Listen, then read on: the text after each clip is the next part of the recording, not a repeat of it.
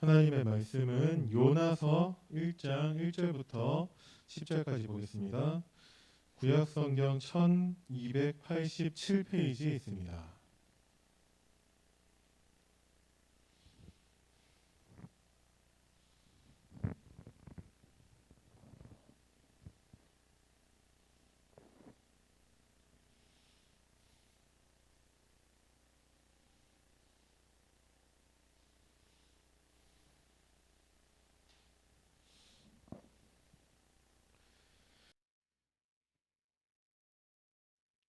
요나서 1장 1절부터 10절까지 말씀 우리 천천히 합독합니다.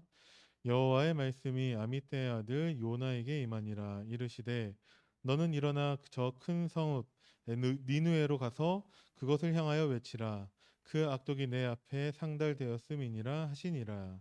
그러나 요나가 여호와의 얼굴을 피하려고 일어나 다시스로 도망하려 하여 욥바로 내려갔더니 마침 다시스로 가는 배를 만난지라. 여호와의 얼굴을 피하여 그들과 함께 다시스로 가려고 배 삭슬 주고 배에 올랐더라. 여호와께서 큰 바람을 바다 위에 내리심에 바다 가운데 큰 폭풍이 일어나 배가 거의 깨지게 된지라. 사공들이 두려워하여 각각 자기의 신을 부르고 또 배를 가볍게 하려고 그 가운데 물건들을 바다에 던지니라. 그러나 요나는 배 밑층에 내려가서 누워 깊이 잠이 든지라. 선장이 그에게 가서 이르되 자는 자여 어찌함이냐 일어나서 내 하나님께 구하라. 혹시 하나님이 우리를 생각하사 망하지 아니하게 하시리라 하니라. 그들이 서로 이르되 자 우리가 제비를 뽑아 이 재앙이 누구로 말미암아 우리에게 임하였나 알아보자 하고 곧 제비를 뽑으니 제비가 요나에게 뽑힌지라. 우리가 그에게 이르되 청하건대 이 재앙이 누구 때문에 우리에게 임하였는가 말하라. 내 생업이 무엇이며 내가 어디서 왔으며 내 나라가 어디며 어느 민족에 속하였느냐 하니 그가 대답하되 나는 히브리 사람이요 바다와 육지를 지으신 하늘의 하나님 여호와를 경외하는 자로라 하고 자기가 여호와의 얼굴을 피함인 줄을 그들에게 말하였으므로 무리가 알고 심히 두려워하여 이르되 내가 어찌하여 그렇게 행하였느냐 하니라. 아멘. 어, 구원받은 하나님의 자녀에게 최고의 축복은 하나님이 지금도 성령으로 우리와 함께 하시는 것입니다. 그러면 우리가 기대하는 것은 어떤 것도 문제되지 않는 것을 기대하는데 실제로 우리에게 많은 것들이 문제가 되고 있고 더 많은 문제들이 우리를 기다리고 있습니다. 구원받은 하나님의 자녀라고 해서 다 부자 되는 것도 아니고 병이 낫는 것도 아니고 인생에서 성공이 보장되는 것도 아닙니다. 그래서 우리는 너무나 쉽게 착각에 빠지게 됩니다. 이스라엘의 역사를 돌이켜 보면은 어, 노예되고 포로되고 전쟁이 일어나고 결국에는 속국도 되고 그런 아픔의 역사가 반복이 되었습니다. 왜 그랬냐? 이스라엘이 착각하고 있기 때문에 그렇습니다. 애굽에 노예된 이유가 무엇이냐? 애굽이 악해서 그러냐? 아니죠. 이스라엘 백성들이 복음을 놓쳤기 때문에 하나님은 이스라엘 백성들을 애굽의 노예로 보내셨습니다. 왜 그러냐? 하나님의 복음을 회복하라는 것이죠. 그런데 이스라엘 백성들이 자꾸 관심이 다른 데에 가 있기 때문에 하나님의 복음을 회복하지를 못하고 있죠. 왜 블레셋이 계속 이스라엘 백성들을 공격하고 있냐?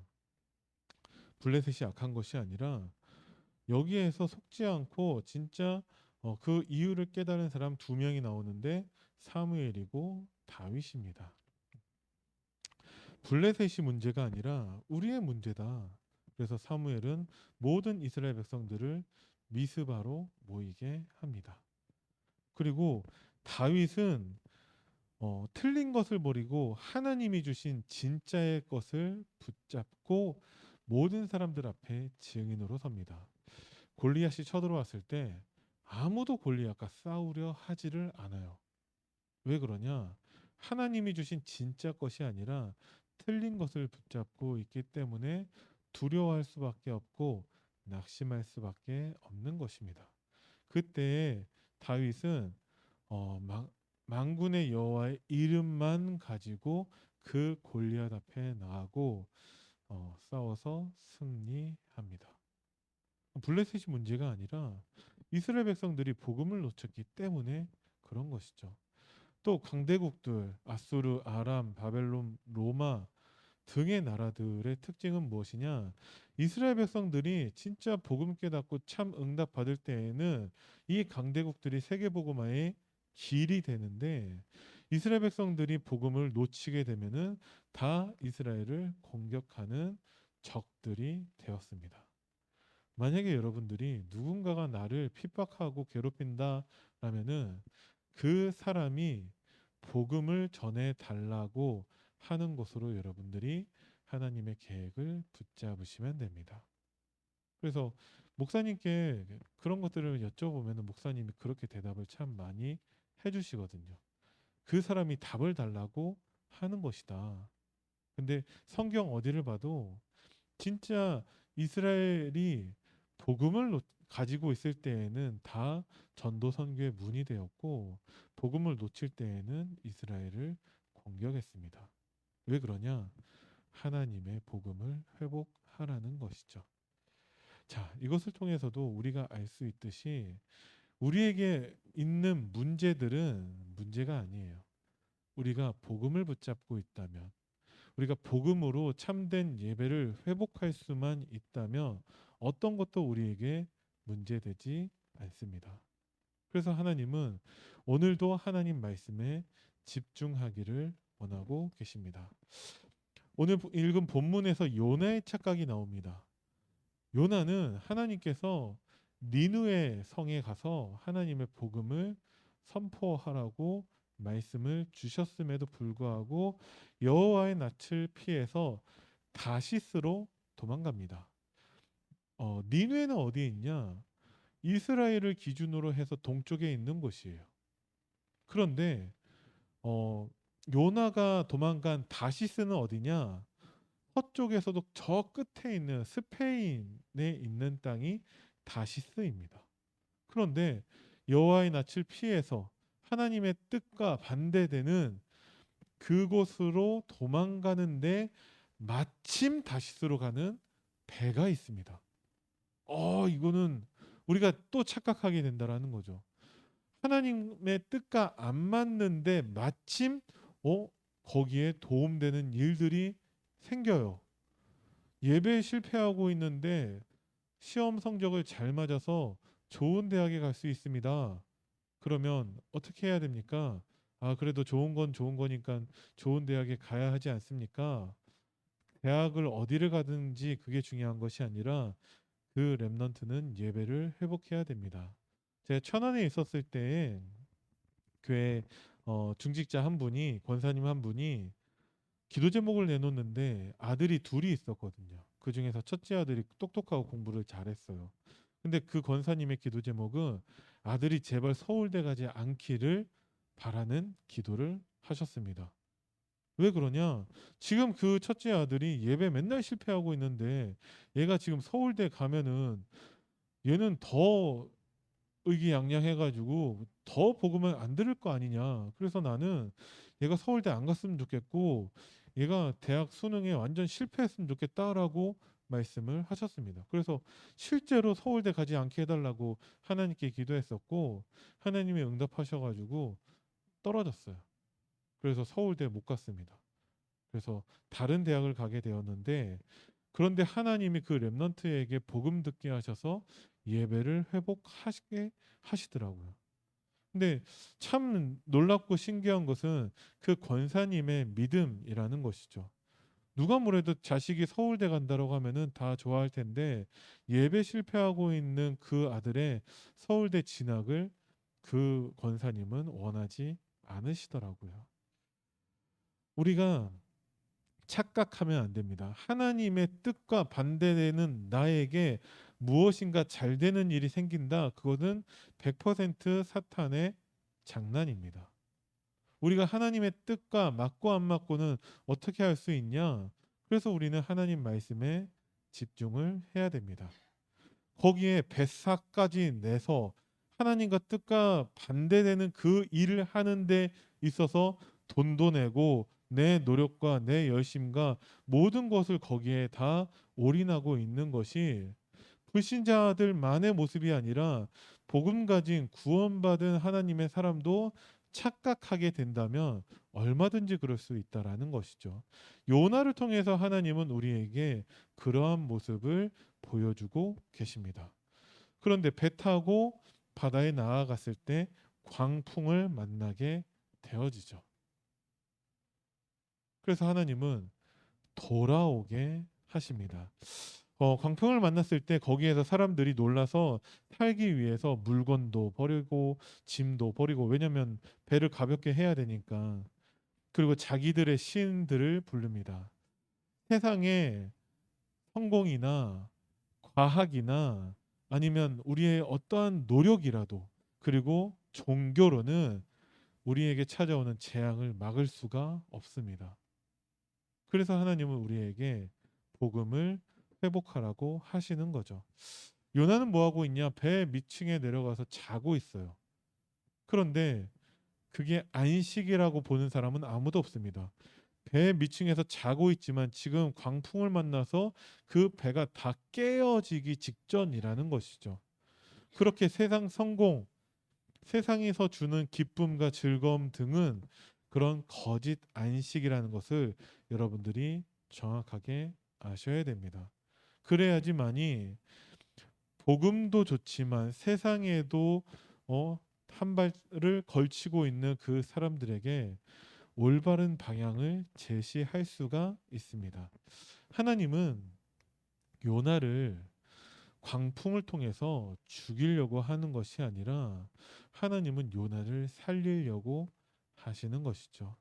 광풍, 문제, 어려움, 여러분들에게 있는 그 모든 것들은 여러분들이 하나님의 복음을 붙잡고 있다면 모든 것이 살리는 하나님의 응답과 연결되는 것을 믿으시기 바랍니다.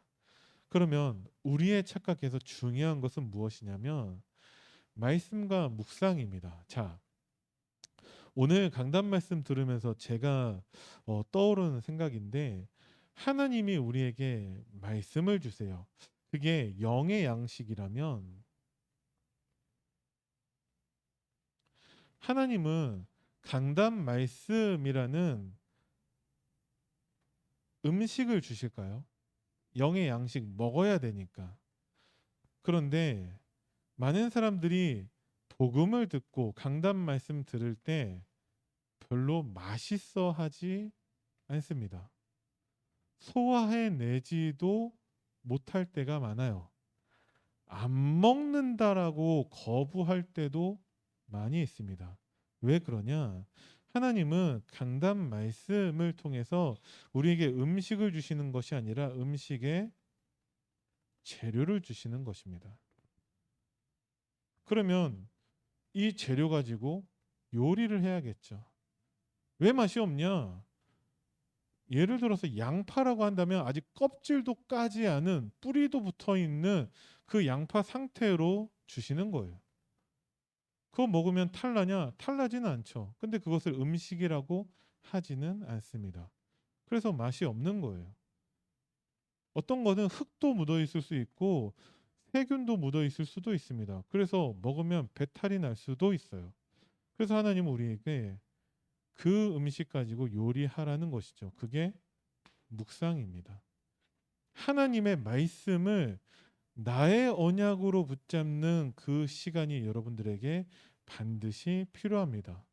그런데 어떤 사람들은 하나님이 주시는 대로 바로바로 음식을 해서 먹는 사람이 있어요. 따로 요리하는 시간이 필요한 것이 아니라 주시는 대로 바로 조리해서 그 음식을 먹는 사람이 있는 거죠. 그렇게 우리가 성장하게 될 것이고 그렇게 우리가 자라나야 됩니다. 그래야지 후대에게 올바른 복음을 전달할 수 있는 것이죠.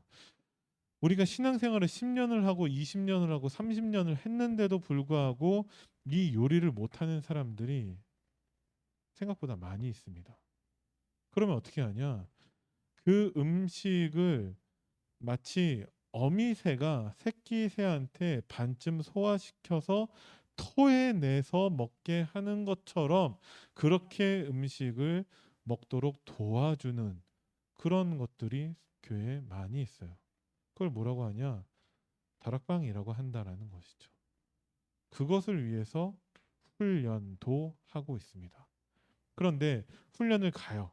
집회도 가고 화해 집회도 가고 그리고 합숙도 가고 다 가는데 끝끝내 내가 요리하지 못하는 사람들도 있습니다. 왜 그러냐? 요리를 해야 된다라고 생각하지 않고 끝끝내 누가 반쯤 소화시켜서 토해내 주기를 기다리고 있는 사람들이 있다라는 것이죠. 그래서 성장하지 않습니다. 나 혼자서는 먹지도 못하고 있어요. 하나님 말씀을. 그래서 하나님은 오늘 강단 말씀을 통해서도 복음으로 우리의 예배가 회복되어야 함을 말씀하셨습니다. 근본으로 시작해라. 예배로 시작해라. 다시 시작하자라고 말씀을 하고 계십니다. 처음부터 요리할 때 한정식부터 이렇게 처음부터 끝까지 코스로리로 다 차려내라 하는 사람은 없습니다. 그냥 처음 요리 시작하는 사람한테는 계란 후라이부터 하는 거예요. 라면부터 끓이는 것입니다. 그것조차 못하는 사람들도 있어요. 계란 후라이도 못하고 라면도 못 끓이는 사람이 있습니다. 그런데 못하기 때문에 안 하는 사람은 끝끝내 못한다라는 거죠. 내가 어떻게 말씀을 묵상하고 내가 어떻게 정리합니까? 여러분들이 잘 보고 배우시기 바랍니다. 그런데 틀려도 좋으니까 아무거나 해보셔도 상관없어요. 어느 날 라면을 끓여보는데 물을 한강처럼 넘치도록 했는데 맛이 없어요. 그러면 물을 줄여보겠죠. 그런 식으로 여러분들이 하나님 주신 말씀에 집중하셔야 됩니다. 훈련은 무엇이냐?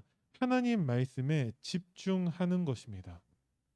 그런데 요리하지 않는 사람들, 집중하지 않는 사람들의 특징은 무엇이냐?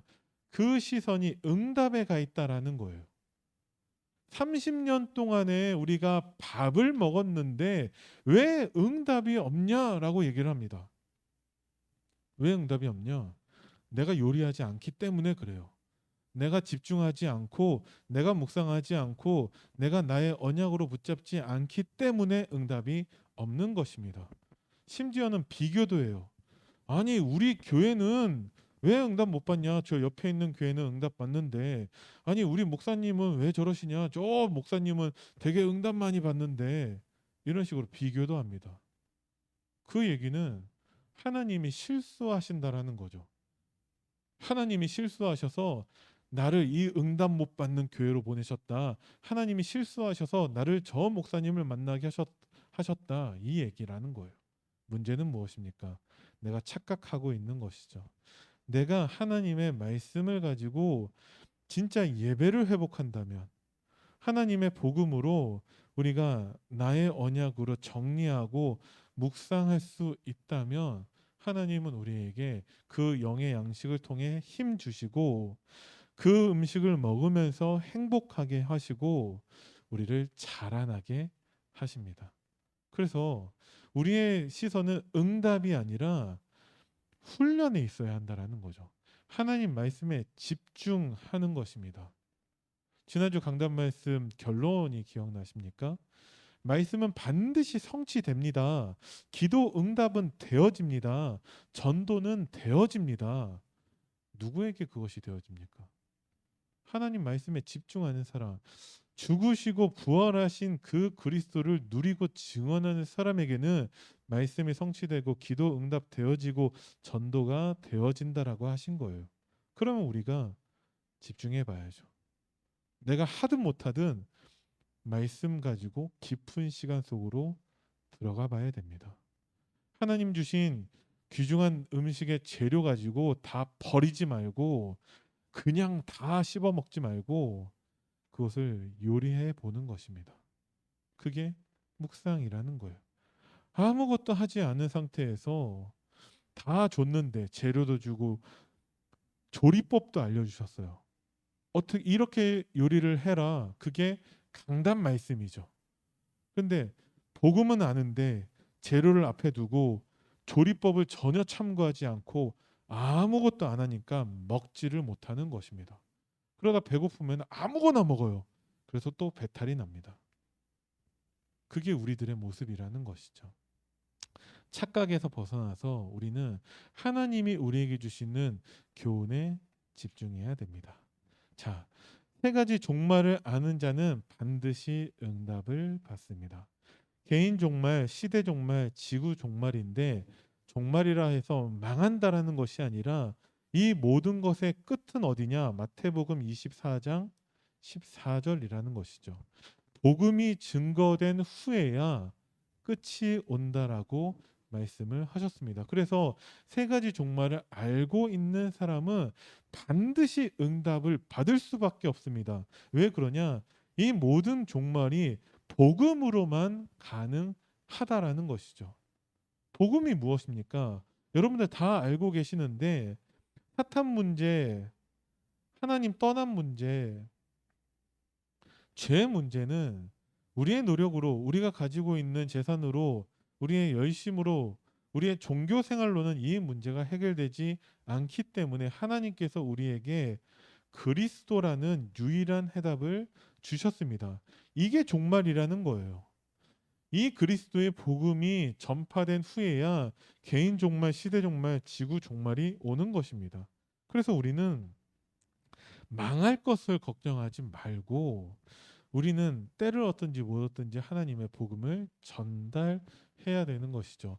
전달하기 위해서 여러분들이 훈련 받으셔야 됩니다. 하나님 말씀에 집중하셔야 됩니다. 하나님 주신 그 말씀의 재료를 가지고 여러분들이 이제 요리를 시작하셔야 됩니다. 그게 오늘 주신 강단 말씀에 다시 시작하자라는 거예요. 30년 동안 신앙생활 하는 게 뭐가 중요합니까? 내가 요리를 하나도 못한다면 이제 다시 배워야죠. 30년 동안 내가 운전을 했는데 이제 내가 할 수 있는 일이 비행기를 모는 거라면 30년 운전하는 거 상관없이 이제 비행기 운전을 배우셔야 되는 거죠. 마찬가지입니다. 이제까지 시간들이 중요한 것이 아니라 여러분들이 하나님의 말씀 가지고 예배를 회복하셔야 됩니다. 그때 하나님이 세 가지 증거를 주시는데 세 가지 증거를 붙잡는 사람은 절대 망하지 않습니다. 지금도 성부 하나님은 말씀을 성취하고 계시고 지금도 성자 예수님은 우리의 기도를 응답하고 계십니다. 지금도 성령으로 역사하셔서 우리에게 구원 사역을 이루고 계시죠. 이것이 복음 가진 자, 정말 하나님의 말씀을 나의 것으로 붙잡는 자에게 주시는 하나님의 증거입니다. 왜 나에게 증거가 없습니까? 내가 하나님의 말씀 가지고 요리하지 않기 때문에 그렇습니다. 그래서 여러분들이 이제 다시 시작하시기 바랍니다. 어떻게 시작해야 되냐? 강단 말씀대로만 하시면 됩니다.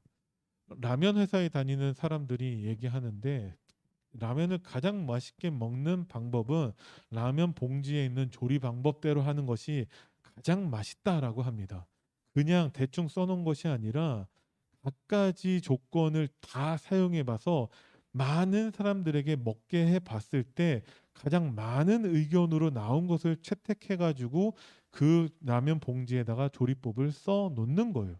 마찬가지로 하나님께서 우리에게 주신 이 복음을 이 주간에 누리도록 하나님이 설명서로 주신 것이 강단입니다. 그래서 이번 주 강단 말씀대로 우리는 복음을 누려야지 내 과거 지금까지 들었던 지식 그 내용들 가지고 하면은 안 된다라는 거예요. 뭐가 안 되는 거냐? 하나님과 방향이 맞지 않는 것입니다. 그래서 여러분들이 하나님 주신 강단 말씀 가지고 하나님이 주신 증거를 확인해 보시기 바랍니다. 그래야지 우리가 미래를 준비할 수 있습니다. 하나님이 주신 말씀 가지고 우리가 미래를 바라봐야지 하나님이 예비하신 그 미래가 보이는 것입니다. 하나님이 요나를 살리신 이유는 무엇이냐? 이것을 우리가 율법의 눈이나 윤리의 눈이나 세상의 눈으로 보면은 그 이유를 알지 못해요. 성경 어디를 봐도 하나님께 대적하고 하나님께 순종하지 않는 사람에 대해서 하나님은 다 단번에 그 생명을 걷어가 버리셨어요. 아나니아 삽비라가 헌금을 낸다라고 했지만 어느 정도 숨겼을 때 하나님 바로 그들에게 줄초상을 하나님은 주셨습니다. 그런데 요나에 대해서 하나님은 계속 살리고 계세요. 왜 그러냐? 요나가 중요한 것이 아니라 저 멸망받을 니느웨가 있는데 그 니느웨를 살릴 사람으로 하나님 택하신 사람이 요나인 것입니다. 여러분들이 지금까지 요리해 먹지 못했고 계속 배고프고 성장하지 못했는데도 불구하고 하나님이 왜 나를 살리셨냐? 여러분들이 가서 살릴 그 현장이 있기 때문에 그렇습니다. 그래서 하나님은 여러분들을 기다리고 계시는 거예요. 내가 복음으로 예배를 회복한다면 하나님은 나를 통해서 하나님의 역사를 현장에 나타내실 것입니다. 그것을 통해서 복음 놓친 이스라엘이 복음을 회복하기를 원하시는 거예요. 그래서 나 한 사람으로부터 이 응답이 시작된다라는 것을 여러분들이 꼭 아셔야 됩니다. 결론으로 올바른 시작을 이제 우리는 해야 됩니다. 올바른 시작 어떻게 하냐? 근본으로 시작하라고 하나님 말씀하셨어요. 우리에게 근본은 무엇이냐? 예수가 그리스도 대신 복음이 우리에게 근본입니다. 이것을 가지고 어떻게 시작하냐? 여러분들이 날마다 이것을 고백하시기 바랍니다. 고백하는 만큼 여러분들에게 각인된다면 이거 안 하시겠어요? 그런데 여러분들 날마다 예수가 그리스도라는 복음을 고백하고 계십니까? 우리가 가장 어린 렘넌트들에게 제일 먼저 시키는 게 이 고백이죠. 예수님은 어디 계시니 물어보죠. 내 안에 계심을 고백하게 하는 것입니다. 그게 각인하는 것이죠. 여러분들이 질문을 해보셔야 돼요. 근본으로 시작하라고 말씀하셨는데 근본은 다 알고 계십니다. 그 근본으로 시작하는 것은 도대체 무엇입니까? 이제 그것을 요리해야 된다니까요. 근본이라는 요리의 재료를 주셨어요. 이제 먹어야 할 거 아니에요. 그것이 무엇인지 여러분들이 질문해 보시기 바랍니다. 나에게서의 근본으로 시작하는 것은 무엇이냐? 예수가 그리스도라는 복음은 알고 있는데 여기는 다 알고 있어요. 다락방 성도라면 다 알고 있습니다. 그럼 근본으로 시작하는 건 도대체 무엇을 말하고 있습니까? 그 친절한 설명서가 오늘 강단 말씀인 것이죠. 그래서 나는 도저히 어떻게 해야 될지 모르겠다라면은 날마다 이 고백을 시작하시기 바랍니다. 그리고 하나님은 예배로 시작하기를 원하고 계세요. 예배는 무엇이냐? 하나님과 교제하는 것입니다. 그게 예배예요. 우리가 오늘 예배를 드렸는데 여러분들이 말씀으로 하나님과 교제하시는 시간입니다. 지금도 마찬가지예요. 그래서 여러분들이 하나님과 교제했다, 예배를 드렸다라면은 교제한 결과 하나님의 말씀이 남아 있어야 됩니다. 내가 예배를 드렸는데 말씀이 전혀 없다, 제목도 기억나지 않는다. 그거는 예배 성공했다라고 볼 수 없겠죠. 왜 교제라고 말씀을 드리냐? 관심이라는 거죠. 예배는 관심입니다. 주일날 정해진 시간에 정해진 장소에 와서 앉아 있는 것은 누구나 다 할 수 있어요. 남은 6일 동안에 여러분들이 내 삶 속에서 어떻게 예배의 축복을 누릴 것인가 여러분들이 고민하셔야 됩니다. 근본으로 시작하라고 하셨고 예배로 시작하라고 말씀을 하셨습니다. 복음으로 예배가 회복되는 것을 나의 삶 속에서 그것을 어떻게 할 것인지 사실적으로 나와야 돼요. 하나님이 주신 것들은 실제입니다. 눈에 보이진 않지만 우리가 믿음으로 본다면 다 우리가 실제로 확인하고 체험할 수 있는 것들밖에 없습니다. 그래서 이것이 나의 것이 되어야 한다는 것이죠. 이 말씀을 가지고 여러분들이 날마다 묵상해 보시기 바랍니다. 하나님, 이 말씀을 나에게 왜 주셨습니까? 하나님, 이 말씀 가지고 하나님이 가장 원하시는 것을 내가 찾게 하옵소서. 여러분들이 그 질문을 해보시기 바랍니다. 하나님께 질문하는 사람들이 별로 없어요. 제가 사역할 때마다 다락방 할 때마다 꼭 끝에 이것을 하거든요. 혹시 질문 있으시냐고. 근데 그 질문하는 사람들이 별로 없어요. 왜 질문하지 못하냐? 응? 요리하지 않으니까 질문하지 않는 거예요. 여러분들이 질문하시고 꼭 토럼하시기 바랍니다. 우리가 하나님께 집중한다라는 것은 하나님의 말씀이 나와 함께하는 거예요.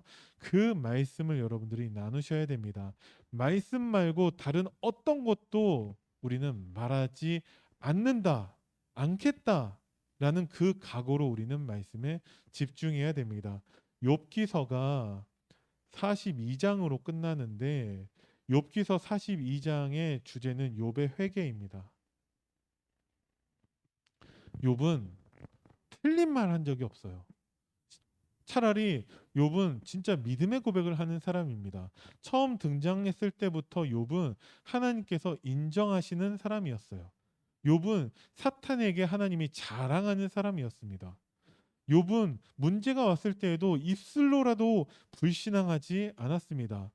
하나님이 문제를 허락하셔서 자식들 다 죽고 재산 다 도둑질 당하고 몸에 병이 왔을 때에도 주신 것도 하나님이고 가져가시는 것도 하나님이기 때문에 하나님께 감사한 사람이었습니다. 이 썩어질 육신 밖에서 나는 하나님을 보겠다라고 한 사람입니다. 하나님이 내가 가는 길을 아시나니 그가 나를 단련하신 후에 내가 정금같이 나아가겠다라고 한 사람이 욥입니다. 친구들이 찾아와서 욥과 언쟁하는데 욥은 틀린 말 하지 않아요. 친구들도 틀린 말 하지 않습니다. 그런데 그 욥과 친구들은 하나가 되지 못하는 것이죠. 왜 그러냐? 욥이 40장과 41장에 하나님의 질문을 받습니다. 어떤 질문을 받냐? 욥이 대답할 수 없는 질문들을 하나님이 하세요. 왜? 욥은 하나님이 아니니까. 모르는 것들. 그 질문 후에 욥이 하는 말은 욥이 한 회개는 무엇이냐? 지금까지 내가 알지도 못한 일을 말했고 깨닫지도 못한 큰 일을 말하고 있었다고. 내가 잘 모르고서 떠들고 있었다라는 얘기를 하고 있습니다. 하나님은 전능자와 다투는 자라고 욥에 대해서 얘기하고 있거든요. 그럼 욥이 많은 말들을 하고 틀린 말을 한 적은 없지만 하나님이 주신 말씀을 붙잡지 않는 욥은 다 틀린 거예요. 그래서 욥기서 42장 6절에 욥은 지금까지 수많이 쏟아놨던 그 모든 말들은 스스로 거두어들이고 티끌과 재 위에서 하나님 앞에 회개를 합니다. 그리고 나서 하나님은 욥에게 이제 2배로 모든 것을 다 축복하시는 것이죠. 여러분들이 복음을 다 알고 있지만 수많은 말씀들을 하고 있잖아요. 하나님 주신 강단 말씀, 그 말씀을 묵상해서 나의 언약 그것을 포럼하는 것 말고는 이제부터 아무것도 말하지 않겠다라는 결단으로 여러분들이 집중하셔야 됩니다. 솔직히 우리가 제가 계속 반복해서 말씀드리고 있지만 복음을 말하지 않아요. 우리 성도들끼리도 포럼하지 않습니다. 그렇게 우리가 10년, 20년, 30년을 살아온 거예요. 우리가 아직까지도 하나님 말씀을 요리해서 음식으로 먹지 않을 때가 많이 있다라는 거예요. 그렇기 때문에 그것을 나누지 못하고 있다라는 거죠. 10년 전, 20년 전에 먹은 음식이 맛있는 게 있다면 그 기억이 지금까지 생생하고 다른 사람들한테 먹어보라고 권유하기도 하고 자랑도 합니다. 근데 맛없는 음식들에 대해서는 그렇게 얘기하지 않아요. 근데 사탄은 자꾸 우리에게 무엇을 먹이냐? 불량식품을 먹게 하죠.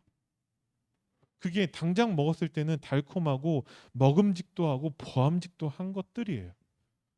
근데 진짜 행복은 거기에는 없어요. 다시스로 가는 배에는 진짜 참된 안식이 없습니다. 그래서 우리는 하나님 말씀을 붙잡고 말씀을 나의 것으로 만들어야 한다라는 것이죠. 이제 우리가 다시 시작해야 됩니다.